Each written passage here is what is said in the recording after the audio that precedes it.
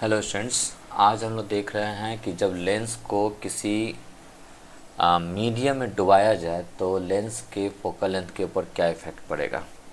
तो हम यहाँ पे हेडिंग दे सकते हैं effect of focal length, effect of focal length when a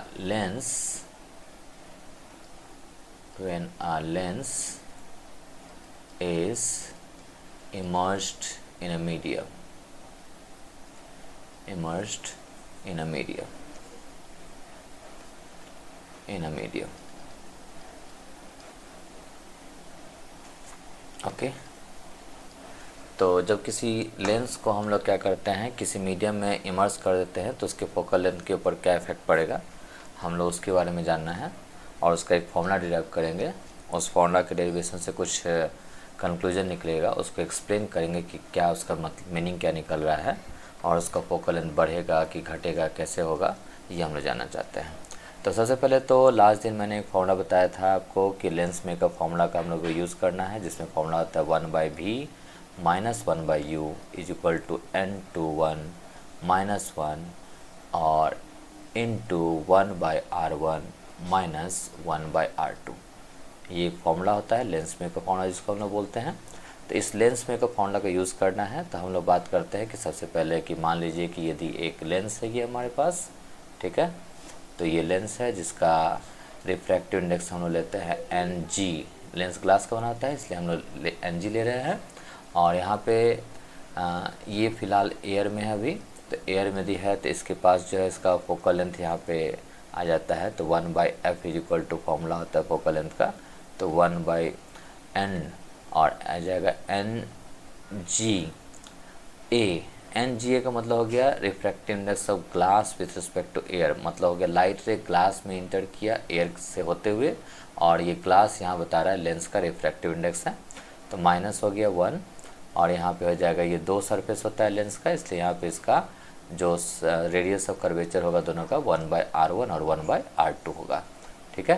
तो ये हो गया तब when lens is in air. तो मैं लिख देता हूँ यहाँ पे कि when lens is in air, जब लेंस एयर में होगा तो इसके पास क्या होगा, ये रहा फोकल लेंथ, ठीक है। ये ऊपर में लेंस मेकअप फॉर्मूला लिखा और लेंस मेकअप फॉर्मूला का स्पेशल केस आ गया था कि यदि u जो है वो इन्फिनिटी पे होता है तो यहाँ पे जो v होता है वो क्या होता है, फोकल लेंथ कहलाता है। इसलिए यहाँ पे इसको हटा के यदि हम लोग लिख सकते हैं 1/f लिख देंगे तो कोई दिक्कत नहीं है। तो वही फॉर्मूला मैंने यहाँ पे लिखा है 1/f is equal to Nga minus 1 1/r1 minus 1/r2। अब हम बात करते हैं कि when lens is immerse, lens को इमर्स किया गया, किस में इमर्स किया गया, तो इमर्स्ड इन अ मीडियम।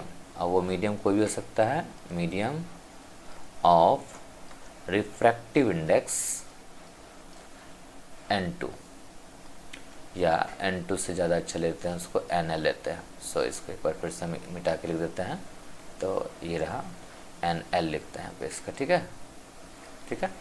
तो नाउ अब यहाँ पे लाइट रे जो है वो इंटर करेगा उस nl से Ng में इंटर करेगा, इसलिए इसका जो फोकल लेंथ होगा, पहला वाला फोकल लेंथ को हम लोग f1 से नोट कर रहे हैं और यहाँ पे जो है वो नया फोकल लेंथ बनेगा, इसलिए यहाँ पे लिखेंगे इसको f2, यानी कि यहाँ पे निकालना चाह रहा है, ठीक है।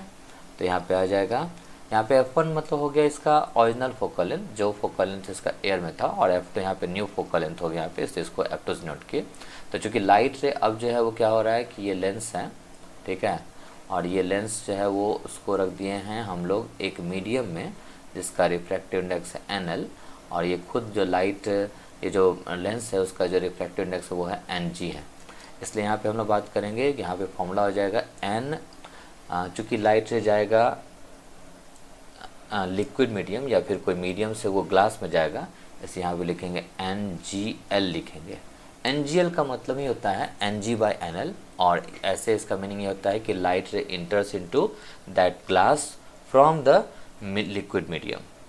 सो NGL हो गया, L यहाँ पे लिखा गया है NL से, और NL का मतलब हो गया यहाँ पे दैट मीडियम का रिफ्रैक्टिव इंडेक्स जिसमें लेंस को डुबाया गया है, ठीक है। तो यहाँ पे माइनस हो जाएगा 1 और यहाँ पे लिखेंगे यहाँ पे 1/r1 और 1/r2 तो चेंज नहीं होने वाला है क्योंकि इसका रेडियस ऑफ कर्वेचर वही होगा यहाँ पे, ठीक है।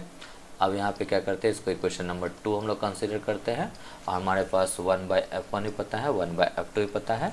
हमको सॉल्व करना है f2 के लिए क्योंकि f1 तो इसका ओरिजिनल फोकल लेंथ है, इसलिए हम इसको आगे फर्दर सॉल्व करते हैं। आगे फर्दर सॉल्व करने के लिए हम लोग क्या करते हैं, बस कुछ नहीं करते हैं, दोनों को हम लोग डिवाइड कर देते हैं। तो यहाँ पे लिखते हैं, चूँकि हमको f2 को ऊपर रखना है इसलिए हम 1/f1 और डिवाइड बाय 1/f2 करेंगे ताकि f2 ऊपर चला जाए। सो इक्वेशन नंबर 1 और डिवाइडेड बाय हो गया यहाँ पे इक्वेशन नंबर 2, ठीक है। तो 1 और 2 को हम लोग जब डिवाइड करते हैं तो यहाँ पे आ जाता है 1/f1 और डिवाइड बाय कितना आ जाएगा 1/f2, ठीक है। तो 1/f1 का जो है हमारे पास ऑलरेडी रिफ्रैक्टिव इंडेक्स पता है, यहाँ लिखेंगे NGA -1 और यहाँ पे आ जाएगा 1/r1 माइनस कितना आ जाएगा 1/r2 हो जाएगा और डिवाइड बाय यहाँ पे हो जाएगा NGL -1 और यहाँ पे हो जाएगा 1/r1 और माइनस हो जाएगा 1/r2, ओके। तो यहाँ पे हम जैसा कि देख रहे हैं यहाँ पे कि r1 1/r1 बाय 1/r2 दोनों में कॉमन है, तो दिस विल कैंसिल आउट और हमारे पास यहाँ पे जो पार्ट बचेगा हम यहाँ पे सॉल्व करने की कोशिश कर रहे हैं। तो यहाँ पे जो पार्ट बचा हमारे पास तो आ जाएगा f2 सॉल्व होकर ऊपर चला जाएगा, तो हमारे पास बचेगा f2 bye f1 is equal to हो जाएगा हमारे पास सॉल्व होकर आ गया NGA -1 divide by NGL -1, okay. और आपको पता है यहाँ पे अच्छी तरह से कि यहाँ पे जो f2 है इसको यही छोड़ दीजिए आप और यहाँ पे हो जाएगा NGA लिखें या NG लिखें, बात बराबर। यदि किसी मीडियम का रिफ्रैक्टिव इंडेक्स एयर के रिस्पेक्ट में लिखा जाता है या वैक्यूम के रिस्पेक्ट में लिखा जाता है तो उसको हम लोग एब्सोल्यूट रिफ्रैक्टिव इंडेक्स बोलते हैं और उसको हम लोग GA लिखने ज़्यादा अच्छा है कि सिर्फ G लिखा जाए -1 और डिवाइड बाय आपको पता है कि NGL का मतलब हो जाता है NG/NL और -1 हो गया। इसको हम लोग फर्दर क्या करते हैं और सॉल्व करने की कोशिश करते हैं, तो इसका एलसीएम निकालेंगे हम लोग। तो एलसीएम हम लोग निकालते हैं, थोड़ा सा इसको हम लोग घेर लिए, तो यहाँ पे f2 इज इक्वल टू कितना आ जाएगा यहाँ पे, तो आ जाएगा NG -1 और डिवाइड बाय हो जाएगा यहाँ पे f1 यहाँ पे नहीं लिखा मैंने, f1 यहाँ पे चूँकि डिवाइड था तो उधर चला गया मल्टीप्लाई हो गया और यहाँ पे NL जो है वो क्या हो गया एलसीएम हो जाएगा, यहाँ हो जाएगा NG -NL और ये इंटू कितना हो जाएगा f1 और सॉल्व इसको करते हैं और थोड़ा सा फर्दर, तो हमारे पास यहाँ पे आ जाता है f2 इज इक्वल टू हो जाएगा NG -1 इंटू हो जाएगा NL इंटू हो जाएगा f1 और बाई कितना हो जाएगा यहाँ पे, तो यहाँ हो जाएगा NG -NL। तो यही हमारे पास आखिरी फॉर्मूला आ गया new focal length of the lens निकालने का, ठीक है। लेकिन कहानी यहीं पे ख़त्म नहीं होता है, यहाँ पे पहले हम लोग को ये जानना पड़ेगा कि आखिर यहाँ पे है क्या। तो सबसे पहले तो आपको ये पता होना चाहिए कि f1 जो है वो फोकल लेंथ है। फोकल लेंथ किस में है, तो फोकल लेंथ जो है वो किस में है, तो फोकल लेंथ इन एयर है, ठीक है। और यहाँ पे NG जो है वो क्या हो गया, तो रिफ्रैक्टिव इंडेक्स ऑफ लेंस हो गया, ऑफ लेंस। और यहाँ पे जो NL है वो रिफ्रैक्टिव इंडेक्स ऑफ मीडियम हो गया, ऑफ मीडियम हो गया, ठीक है। और यहाँ पे और तो कुछ जानकारी यहाँ पे नहीं चाहिए। हाँ, एक चीज़ ये ध्यान रखना है कि सबसे पहले बात तो ये कि सपोज डैट आप यहाँ पे f1 आपके पास पॉजिटिव है, ठीक है, f1 पॉजिटिव है, ठीक है। और आप क्या करते हो कि कोई जो नया जो NL है वो NL का जो वैल्यू आया है वो NG से छोटा है। किससे छोटा है, NG से छोटा है। तो उस केस में क्या होगा ना कि जब NG -NL करेंगे आप तो ये वैल्यू छोटा होने के कारण से यहाँ पे ये NG का वैल्यू डिक्रीज़ कर जाएगा और डिक्रीज़ करने के कारण से क्या होगा, इसका जो फोकल लेंथ है वो इंक्रीज़ कर जाएगा। इट मीन्स ये हुआ कि जब किसी लेंस को हम लोग किसी मीडियम में इमर्स करते हैं तो उसके कारण से इसका क्या होगा, f2 जो है वो क्या होगा, इंक्रीज़ करेगा। f2 क्या होगा, इंक्रीज़ करेगा। दूसरा बात ये, यदि हम लोग क्या करते हैं कि कोई ऐसा मीडियम हो जिसका NL का जो वैल्यू है वो NG से भी ज़्यादा हो जाए, तो यदि NL का वैल्यू जो है वो NG से भी ज़्यादा हो जाएगा तो उस केस में क्या होगा कि F2 का जो वैल्यू है वो निगेटिव आ जाएगा, क्योंकि यहाँ पे NL यहाँ पे ज़्यादा है, NG छोटा है, तो यहाँ पे F2 क्या हो जाएगा, यहाँ पे F2 यहाँ पे क्या हो जाएगा, निगेटिव हो जाएगा। इट मीन्स यदि पहले से F1 यदि पॉजिटिव है तो वो निगेटिव हो जाएगा। इट मीन्स पहले से F1 यदि कॉन्वेक्स लेंस है और वो निगेटिव हो गया तो कॉन्केव लेंस जैसा बिहेव करेगा। और यदि पहले से F1 यदि क्या है, निगेटिव है, तो वो पॉजिटिव हो जाएगा, और वो पहले से यदि कनकेव है तो वो कॉन्वेक्स के जैसा बिहेव करेगा।